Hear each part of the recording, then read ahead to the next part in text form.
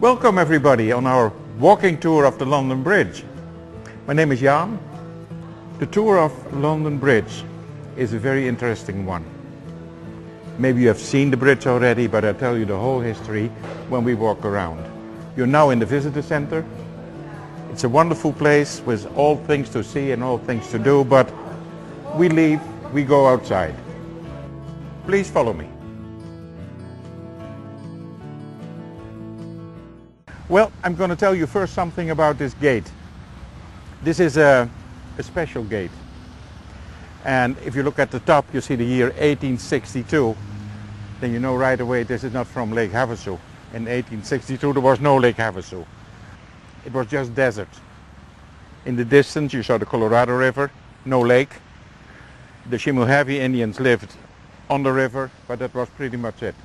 This beautiful gate is from Whitley Court, and Whitley Court is in England, in Worcestershire. The Lord of Dudley, who owned the court, Whitley Court, wanted to Italianate his court. It was a dull English looking court. He wanted to Italianate it, so he built wonderful gates, wonderful fences, lawns, fountains, pillars on his castle. And in 1862 everything was said and done, and it was opened again. But to make a long story short, in 1938 the castle burned down. The walls stayed, but after that it deteriorated. And in the end of the 60s, McCulloch bought it and brought it over to Lake Havasu. He thought it would look very nice with the bridge, and he's right, although it has nothing to do with the bridge. The gate looked bad until a few years ago the volunteers of the visitor center painted it again in the wonderful colors, and now it's in its old glory back. And if you look at it, it is very beautiful. If you look beyond it, it's a wonderful view. The first two things you see are the pedestals with the dragons on it. If you go into the city of London, you always go by the dragons. They are everywhere there. And they hold the coat of arms of the city of London, the red cross with the sword on it. But if you go beyond these ones, that ain't no London. No. Right? But once upon a time it was owned by the city of London. When McCulloch dedicated his bridge, he gave 1 acre of land to the city of London. The city of London built the pub on it, that's where the visitor center is right now, and they rented it out to people in Lake Havasu. If you look beyond that, you see our fountain. Guess where's our fountain from? London. It's a wonderful guess, but it's totally wrong. The stones are from Mexico. It's built in 1996. It mimics the fountain on Trafalgar Square. Water in the middle, lines around it. Well, if you go here at night, it's beautiful because the fountain is lit. It looks majestic. Okay, let's walk down to the bridge. Well, ladies and gentlemen, this is our bridge. If you look at it, what you see here is what you would have seen in London before 1968. If you look at the top, you see the swallow nests. The swallows are here. I knew it already because it's a little wide under the bridge. When you're here at night, you will see the bats. We have bats in the bridge because this bridge is hollow. In London it was a massive bridge, but when McCulloch bought it, he left the inside in London and he brought the outside over. Why? Because that was too expensive to bring everything over, and he made first a concrete structure. If you look at that first pier, I've seen pictures of it, it's totally concrete and just a part of the stones are glued on it. So the whole bridge is a facade. If you look up, this bridge was smaller. It was not as wide. And in the beginning of the 1900s they made it wider and put these corbels up there. Before that, we didn't have these wonderful balusters. Before there was just a wall. But when they improved it, they made these wonderful balusters on it. One thing I want to show you too, because if you look at the second pier, At first you see the round black stone, then a row of black stones, and the third up has an indentation at the bottom. Do you see that? A triangle shaped indentation. That indentation is caused by the German airplanes that flew over the bridge in World War II, and they shot at the bridge.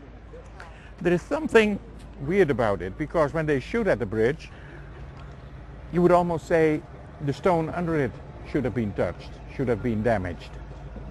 It isn't. That's why we know that stone is upside down. And there are more stones upside down. They are all in the right spot because of the numbers on it, but some of them are upside down. Do we care? No. I don't. But it's a nice story. Well, this bridge was not the first bridge in London. The first bridge is made by the Romans in the year 45, long time ago. London was founded by the Romans, and they called it Londinium. And they built a bridge in a fording in the River Thames. In summer you could walk through it, but in winter you couldn't. There was too much water in it. The first bridge they built was a pontoon bridge. After a few years they made it into a pile bridge, and well, then kind of the history stops. We don't know much about it. We know there has been a bridge for a long time, but when the Romans left in 450, sometimes the bridge fell down and all kinds of things happened to the bridge, but we don't really know. We know there was a bridge. The first time we really hear something about this is in the year about 1000. That's when the Vikings are in England. One day, King Olaf from Norway was in London, and he fought against, and that's what the Vikings did, fighting all the time. He fought against King Ethelred. King Ethelred teamed up with the Danes, another Viking group. And King Olaf wanted to tear the bridge down. He came up to the bridge, put ropes around it, and pulled the bridge down. That's why we have the song, London Bridge is Falling Down. It started as a song for the hero, for King Olaf. Well, London Bridge is falling down, and Olaf got a lot of gold, etc., etc., etc. Somewhere in the Middle Ages, the song changed because there was a king who gave the bridge to his wife, and he gave money with it to keep the bridge up, to do repairs on it. But the queen didn't repair the bridge. She used the money for something else. And then the Londoners made a song like this: London Bridge is falling down, my fair lady, and build it up again, etc., etc. Later it changed into a children's song, and you probably all have played it, right? It takes forever and forever, right? It never ends, but it's a nice story. The first stone bridge was dedicated in the year 1209. You wouldn't have liked it, because we like symmetry in bridges, at least I do. The arches have to be the same. In those days they didn't care so much about it, so the first arch was different from the second, and the second different from the third. And there were 19 arches over the same width of the river. So you can see how narrow these arches were. The piers were even wider than this one. So between the piers was not much space, so there was very often a very heavy current. It was very dangerous to go under the bridge. It often happened that when a boat came from that side, the people got off the boat, walked along the Thames, and if the boat made it, they went on the boat again. The bridge was not just a bridge, there were houses on the bridge. Wooden houses up till 7 stories high. And in between was a narrow road, 12 feet wide. So you can imagine it was busy on the bridge. It took a long time to go across the bridge, often more than an hour. And if you were very busy as a pedestrian, you took a ferry along the bridge. Now, what year are you talking about? Well, I'm talking about 1210 until about 1700. There were houses on the bridge. Oh, okay. And of course, all different. They changed and they were bigger and smaller. And at first they started small, but they built it up and up and up. At the first floor were most of the time shops. You can imagine how much trouble that gave when that carriage came up, loaded stuff, unloaded stuff. The other ones were waiting. I don't know many medieval curses, but I think they have said a lot of them. It was a lot of trouble. And in the medieval times, they didn't drive on the left or the right side of the road. They had no idea. They drove wherever they want to drive. So at a certain time, the Lord Mayor said, well, what we have to do, if you go across the bridge, you stay on the left side, the left-hand side. Well, after a lot of trouble, people did that. And we believe that's why the British are driving on the left-hand side of the road. It started on London Bridge. Yeah, and they still believe it's the right side. Well, a bridge with houses, wooden houses, open fires, candles, had a lot of fires, of course. In about 1230, there was a fire on the bridge. It started on the countryside, here's the city side, and a lot of people came over to help. They tried to get rid of that fire, but the sparks flew over to the other side, and there was a fire and people were trapped. Well, it seems easy to me. If you are trapped on a bridge and there's water under it, jump. Well, a lot of people did that, but you have to know that people from the Middle Ages couldn't swim. Why? They didn't do that. They didn't like water. They were only washed 2 times in their life, when they were born and when they died. In between, they didn't wash. Some of them jumped into the water, so they couldn't swim, but there were a lot of boats around it to help. But there were so many people that the boat sank again. That day, 3,000 people were killed. Wow. So it was a very, very bad day for London. There have been many more fires, but this is the worst one. The bridge had 2 gates, one on the countryside and one on the city side. So at night they closed it, and it was pretty safe because the Middle Ages were dangerous times. The gate on the countryside had stakes on it, and on the stakes were the heads of the beheaded criminals. It wasn't that bad, but because they put them first in tar, so it didn't stink too much. There's a guy from Germany who wrote in his book that he had seen 31 heads on the bridge. Not only criminals were up there. The first one, by the way, was Braveheart, John Wallace. He was dismembered, and his arms and legs were sent to the 4 corners of the country, and his head was on London Bridge. But not only criminals, Cromwell was beheaded too, and Thomas More. About the 1600s, they stopped that gruesome thing. At the end of the 1700s, the bridge fell pretty much down. Arches collapsed and they built it up again, and so they knew they had to build a new bridge. Well, the bridge couldn't help it, built in 1200 until 1700. That's a long time. So the City of London came up with a new bridge. They had a contest for architects, and John Rennie, the architect, won the contest, and this bridge is called too the Rennie Bridge. Okay, let's walk down there. Well, ladies and gentlemen, I organized some seating for you.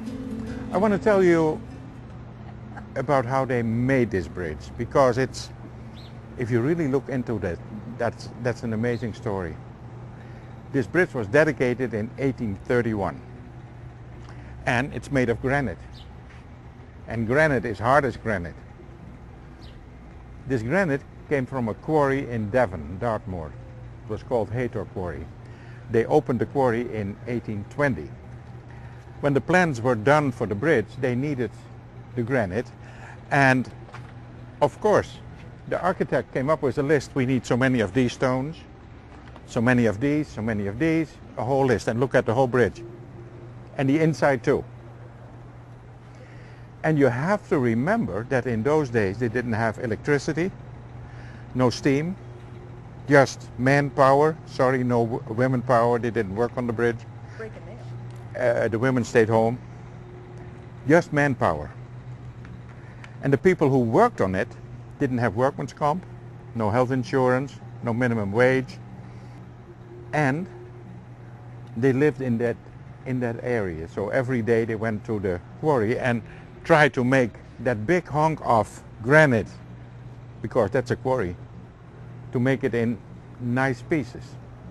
How did they do that?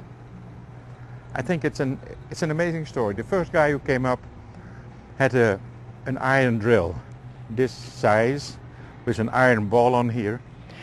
He went to the quarry and he started pounding.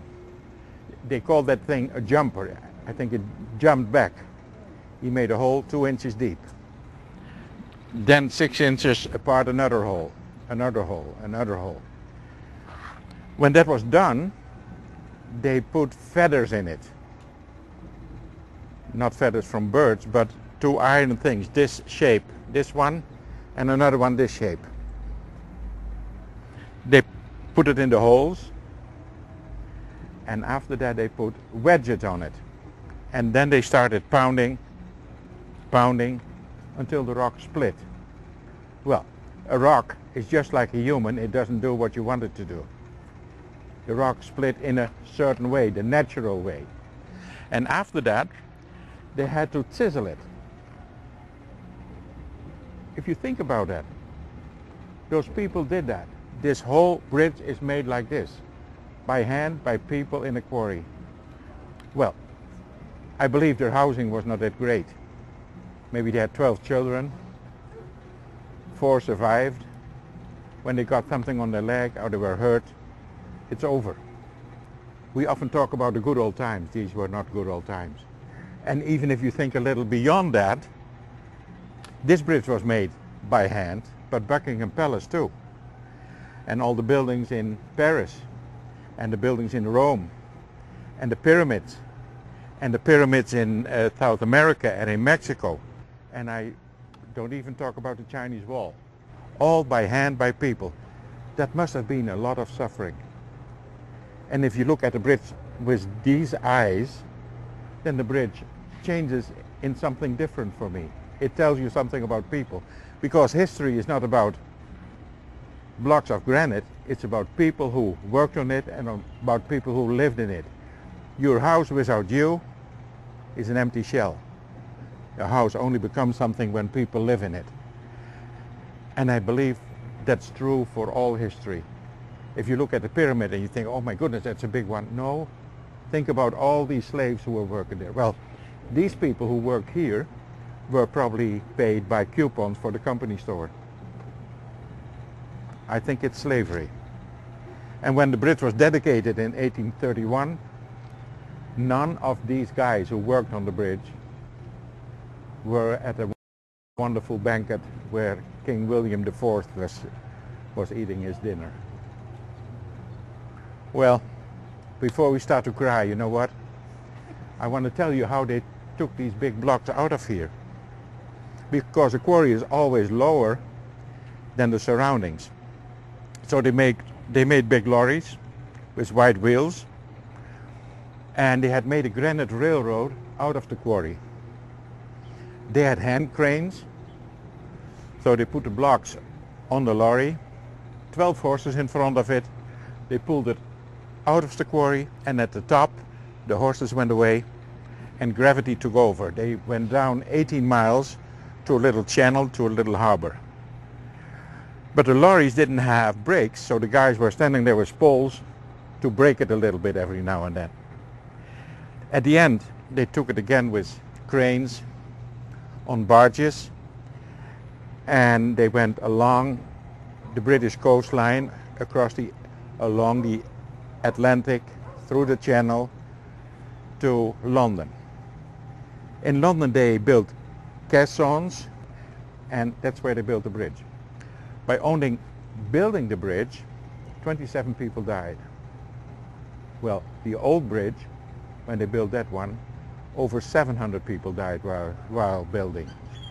So talk about people. If you talk about people, And you think about all these people who walked across the bridge. Well, the 3,000 who were killed by the fire, all the people who committed suicide from the bridge. Even Jack the Ripper must have walked across the bridge, although they never got him, but he lived in that area.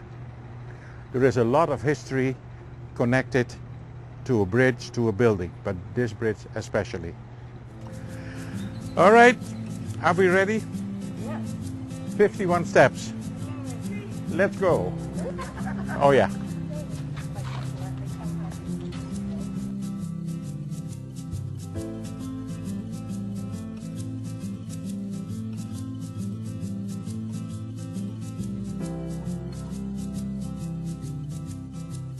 Ladies and gentlemen, it's a little noisy here, but I try to tell you who these people are. The gentleman on the left is Robert Paxton McCulloch, and the one on the right is C.V. Wood. McCulloch and C.V. Wood are our founding fathers, and I want to tell you a little bit more about them and their lives. Another seating for you.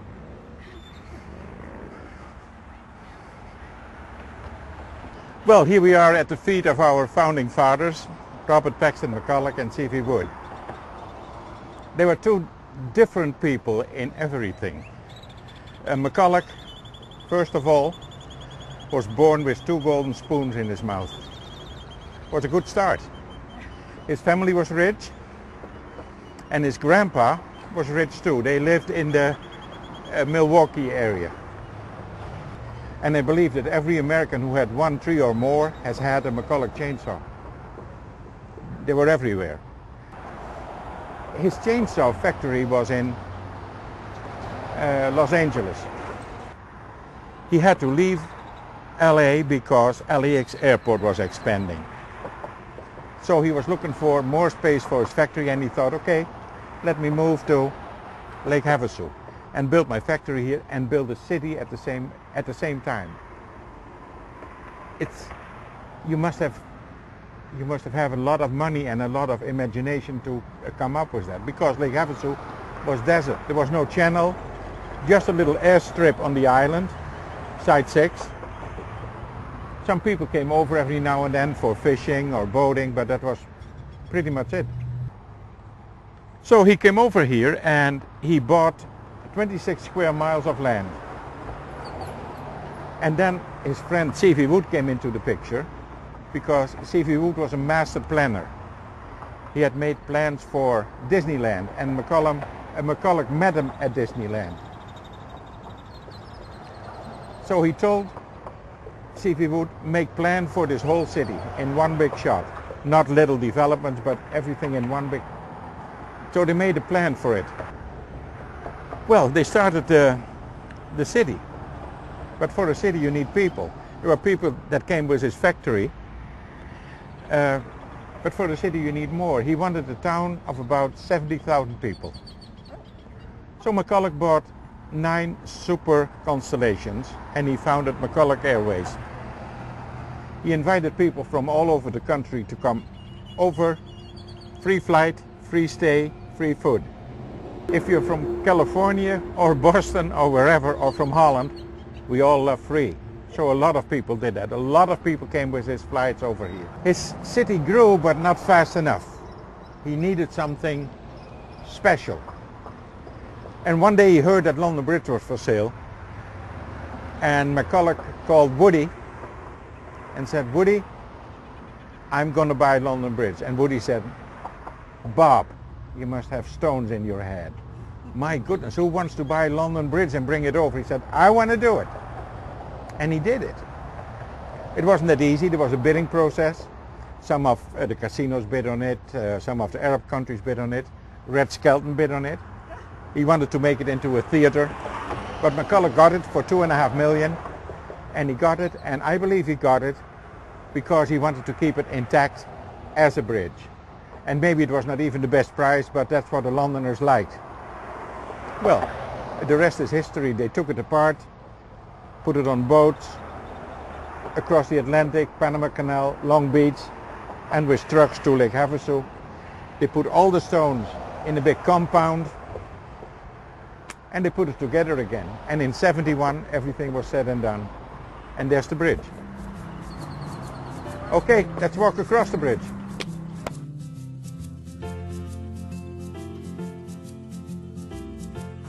If you look in the distance, you see California. These are the Chemehuevi Mountains.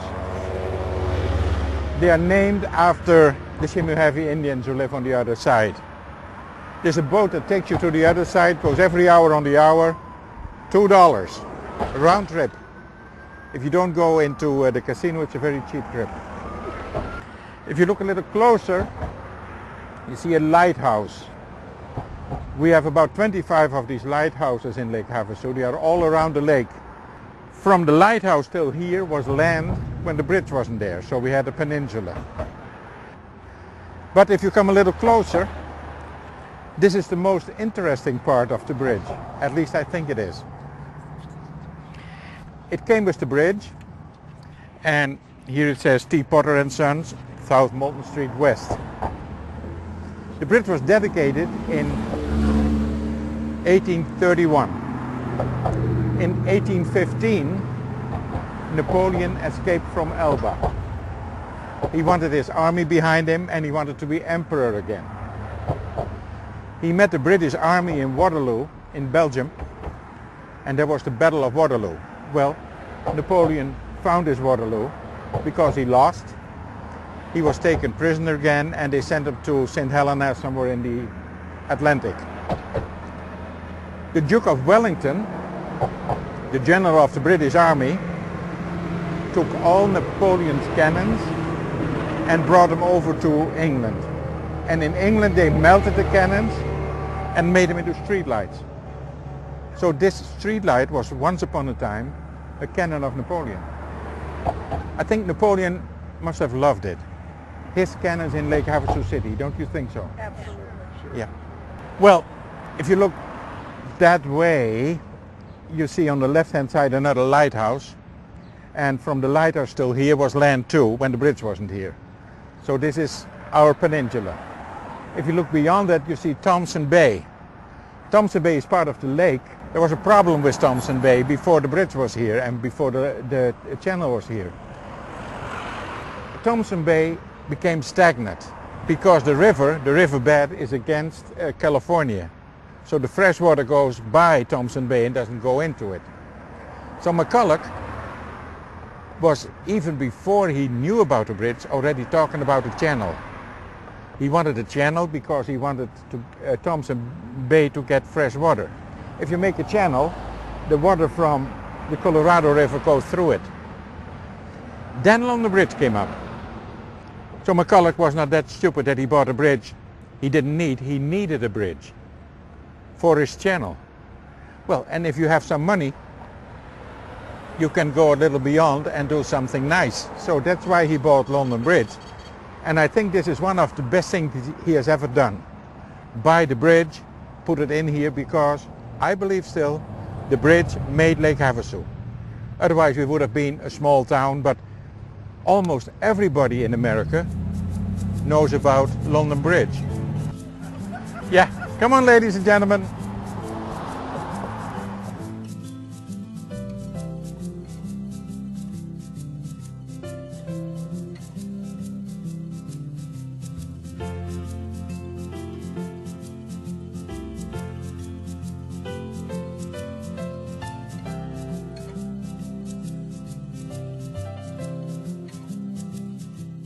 When you look at the abutment, you see two names, Sergeant Fitzwater, PFC Smith. Under Smith is an insignia, a 1. And over Fitzwater is a year, 1942. Can you see it? It's a little vague. In 1942, 2 American soldiers have been sitting under the bridge. I'm sure they are American soldiers because PFC is an American rank. And the insignia under it is the big red one, the 1st Infantry Division. In July 1942, the first soldiers went from the United States to England, and they stayed there from July until November. And the question, of course, is always, what happened to these guys? They have been sitting under the bridge a Sunday afternoon smoking their pipe and drinking some lemonade, and they scribbled the name in it, and they did it pretty nice. So I've been looking into it. I called the Museum of the Big Red One in Illinois.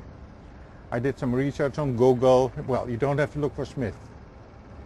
You know, there are too many of them. I thought Fitzwater would be a good guess, but there are a lot of Fitzwaters.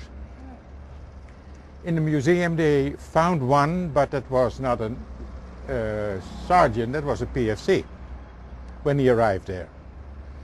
So I still don't know who they are, but on the other hand, I don't care so much.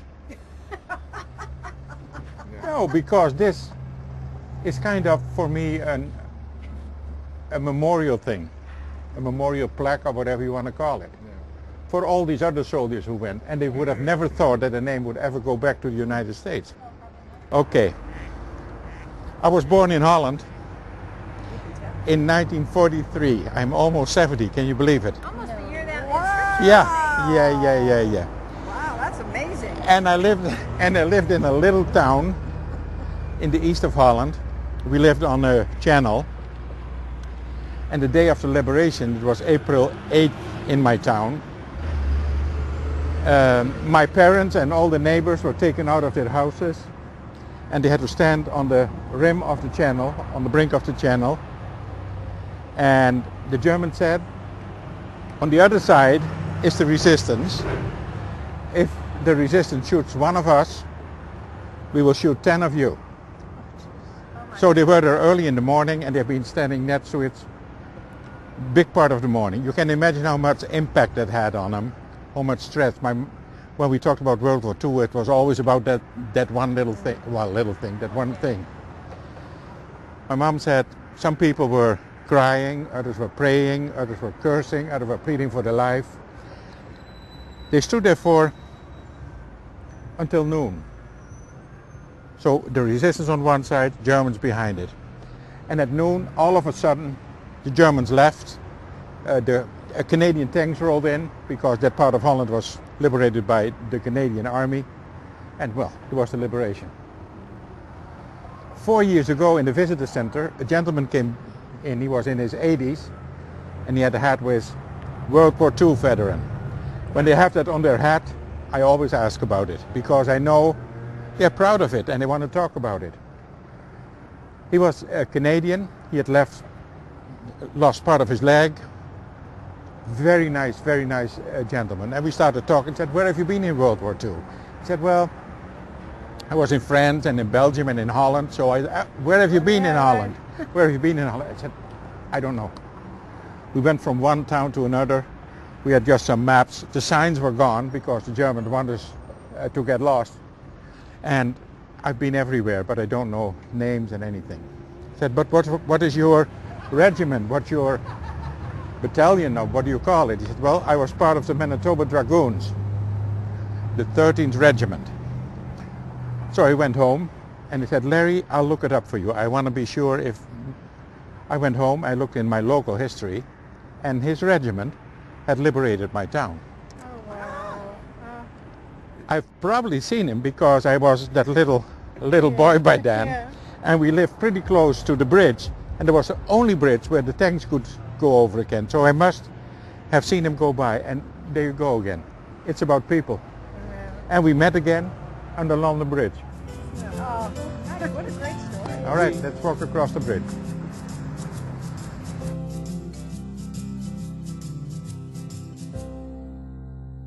Ladies and gentlemen, if you look in the distance, you see our famous Cupcake Mountain. That's California. These are the Whipple Mountains. If you look a little closer, there's our lake. Our lake from here to Parker Dam is about 20-25 miles. The lake, well, a lot of people love it because there are no speed restrictions. So you can go as fast as you want. Well, if you go on a lake in California, you can only use a kayak, and that's pretty much it. And that's why a lot of people from southern California come over here and use their big boats. If you look a little closer, that's one of our golf courses. And that golf course is made by the sand that came out of the channel when they built the channel. Oh, good. Okay, Let's walk across. That is my last stop at the end of the bridge. That's the latest we're looking at. When I told you that this bridge was made of granite, you probably thought this is not my countertop. If we sand this, then it looks like this.